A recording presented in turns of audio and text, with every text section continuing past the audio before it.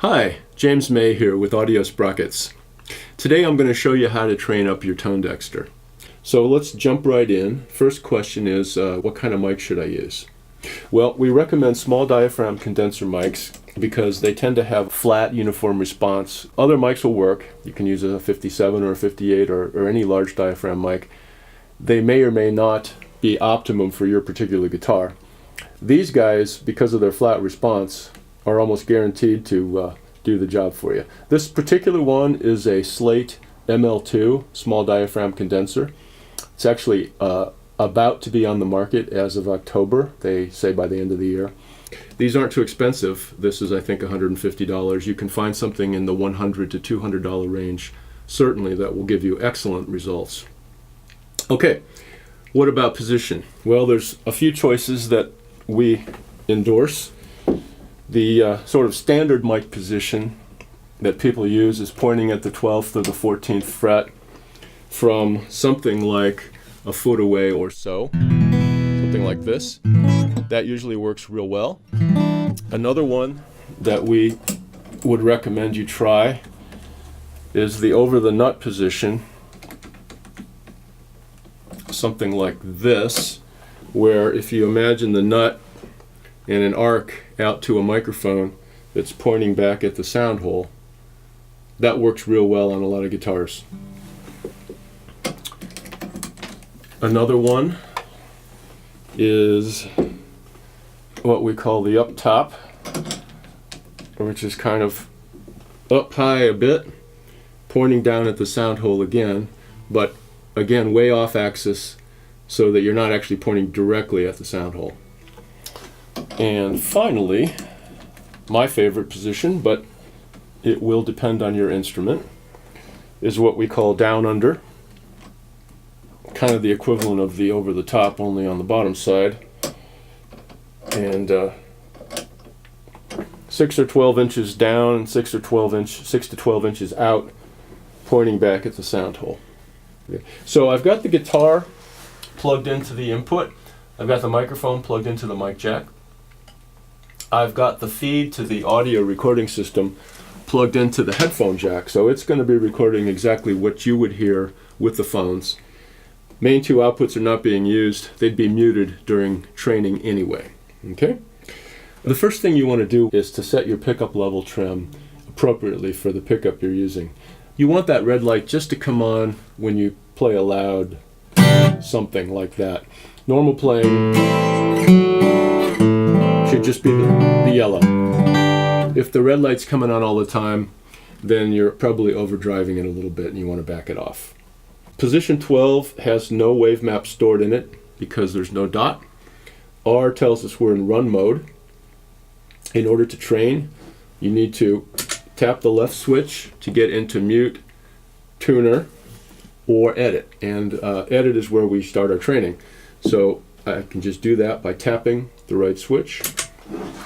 The first thing you see is LV and a rotating bar. It's going to try to set the mic gain path automatically. And for this short little phase, what you want to do is play something even, like this.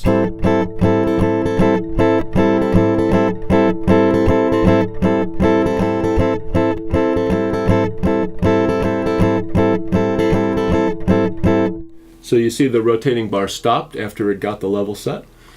And now it says TL, and that means ToneDexter learning. So at this point, we're in training mode, and I can just play pretty much anything I want.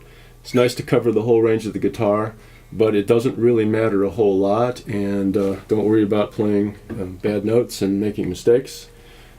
Anyway, so here we go. And keep your mic position fixed while you're doing this.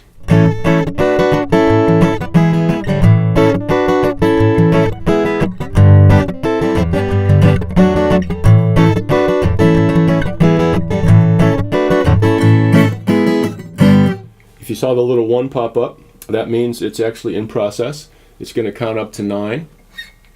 I can stop in the middle of training and it's just going to wait for me. If you do that, when you resume, make sure that you don't move the mic position with respect to your guitar.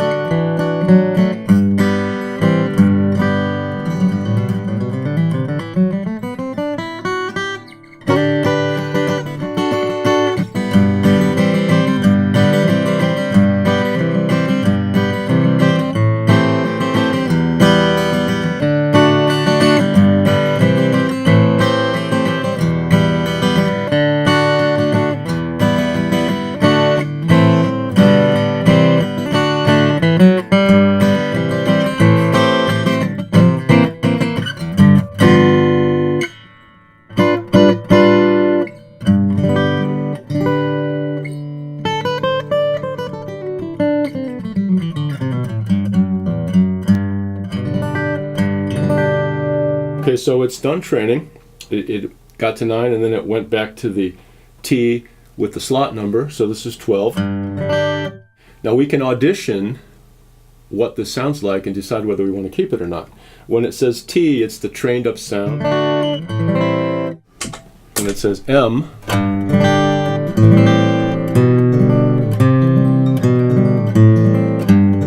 mic sound, pickup sound without processing.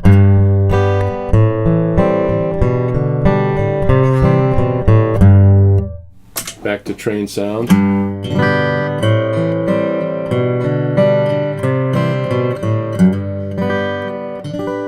So let's store that by pressing and holding. Okay, and you'll see that the dot came on. That means it's got a WaveMap in it. That's all there is to it, really. You can make a bunch of these for a given instrument. You can use different mic positions, different mics, store a bunch. We recommend that, actually. And then plug it into your sound system, your PA or your personal amplifier, and try them out and see which ones do it for you. Write those numbers down and you can delete the rest. Pretty simple. So next I'll show you how to copy WaveMaps and delete WaveMaps. I'm in run mode now, looking at WaveMap 14. If I want to copy that, to get into edit mode, tap the left switch, then I press and hold the right switch down, and that says E14, which means edit. So I have two choices here. I can either move it to a new location by scrolling to that location, pressing and holding down, and then going out of edit mode, you'll see that 15 now has a dot. So it's a copy of what was in 14. Now if I want to delete what was in 14, I'll just again go into edit mode, press and hold, we're back to E14, and this time instead of storing it someplace, I'm going to press and hold the left switch, which will delete it. Going back to run mode, you'll see that 14 is now empty, 13 is still there, and 15 now has the copy that we made from 14. So that's pretty simple. What's important is to remember to start from the edit mute tune mode rather than starting from run mode, because if you start from run, it won't work. So that's it for training. It's pretty simple. Once you've got it and you've got a few of them that you're happy with, just put the mic away, take ToneDexter to your gig and plug in, and you're good to go. Thanks for watching. Igor, like. Yeah, I forgot to mention you.